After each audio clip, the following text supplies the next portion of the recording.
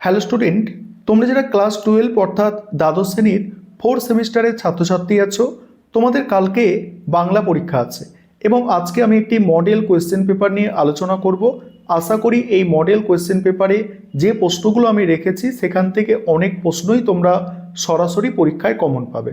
তোমাদের সিলেবাসের মধ্যে থেকে মোস্ট ইম্পর্টেন্ট প্রশ্ন বাছাই করে এই মডেল কোয়েশ্চেন পেপার তোমাদের জন্য আমি তৈরি করেছি।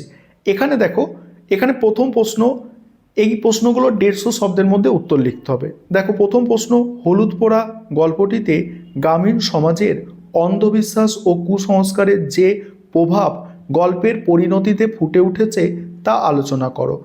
এর অথবার প্রশ্ন, শহরে শহরে গৌরবী আর হারার সমাজ অনেক বড়, সমুদ্রের মতো। গৌরবী ও হারার পরিচয় দাও, কেন তাদের সমাজকে সমুদ্রের মতো বলা হয়েছে। তারপরে দেখো, তারপরে 2 নম্বর দাগের প্রশ্ন, সেখানে কি প্রশ্ন আছে দেখো, মৃত্যুর পাশ কাটিয়ে বাবা এলো, ছেলে এলো না, উদ্ধৃতাংশটির তাৎপর্য বা মর্মার্থ নিজের ভাষায় লেখো। এবং তোমরা অবশ্যই কমেন্টে জানাবে যে এই প্রশ্নগুলো তোমাদের কি গুরুত্বপূর্ণ বলে মনে হচ্ছে। অবশ্যই সেটা কমেন্টে তোমাদের জানাতে হবে। তারপরে দেখো, তিমির হরণের গান কবিতায় কবি নিজেকে তিমির বিলাসী না হয়ে তিমির বিনাশী হতে চেয়েছেন। কবির প্রেক্ষাপট বলছে, কবিতার প্রেক্ষাপট সহ আলোচনা করো। এখানে 10 নম্বর তোমাদের আমি কমপ্লিট করলাম। তারপরে দেখো, অনধিক 150টি শব্দে যে কোনো একটি প্রশ্নের উত্তর দাও। এখানে প্রশ্ন কি আছে, যারা বলে নাট্যাভিনয় একটি পবিত্র শিল্প তারা সব গাধা। বক্তাকে উক্তিটির মধ্যে দিয়ে বক্তার জীবনে কোন তিক্ত অভিজ্ঞতা প্রকাশ পেয়েছে।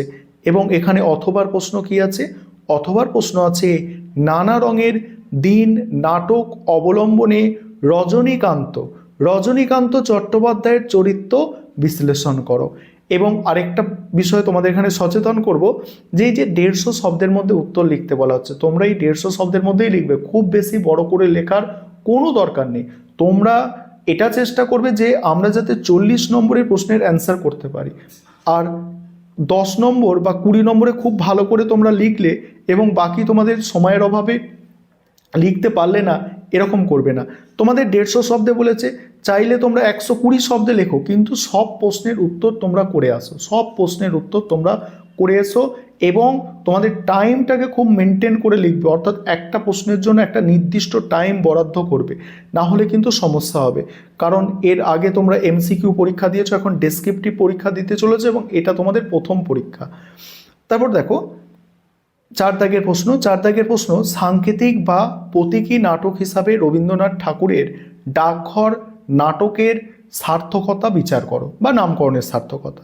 তারপরে ডাকঘর নাটকে অমলের চরিত্র সম্পর্কে বিস্তারিত আলোচনা করো। এবারে আছে দেখো 5 দাগের প্রশ্ন, বাংলা চিত্রকলার ইতিহাসে রামকিঙ্কর বেইজের অবদান আলোচনা করো। তারপরে বাংলা চলচ্চিত্রের ইতিহাসে ঋত্বিক ঘটকের অবদান। এখানে আরেকটা তোমাদের এক্সট্রা আমি বলে রাখছি, সত্যজিৎ রায়টাও তোমরা একটু দেখে যাবে। সত্যজিৎ রায়ও তোমাদের খুব গুরুত্বপূর্ণ। তারপরে হচ্ছে, এখানে দেখো একটি প্রবন্ধ রচনা করতে বলা হচ্ছে প্রদত্ত সূত্র ও তথ্য অবলম্বনে। এবারের জন্য যেগুলো ইম্পর্টেন্ট সেগুলোই আমি রেখেছি। সুকান্ত ভট্টাচার্য, এটা তোমরা করতে পারো। আর কিভাবে তোমরা লিখবে তার একটা স্ট্রাকচার আমি দিয়েছি, তোমাদের 2-1 দিন আগে পোস্ট করেছিলাম, সেটা যা অনেকেই দেখেছো, 10,000 জন প্রায় দেখে নিয়েছো। সেটা যারা এখনও দেখোনি সেই স্ট্রাকচারটা দেখে নেবে, নিজেরাই লিখে দিতে পারবে। তারপরে দেখো, তারপরে অথবার প্রশ্ন আছে ঋত্বিক কুমার ঘটক, মোস্ট ইম্পর্টেন্ট।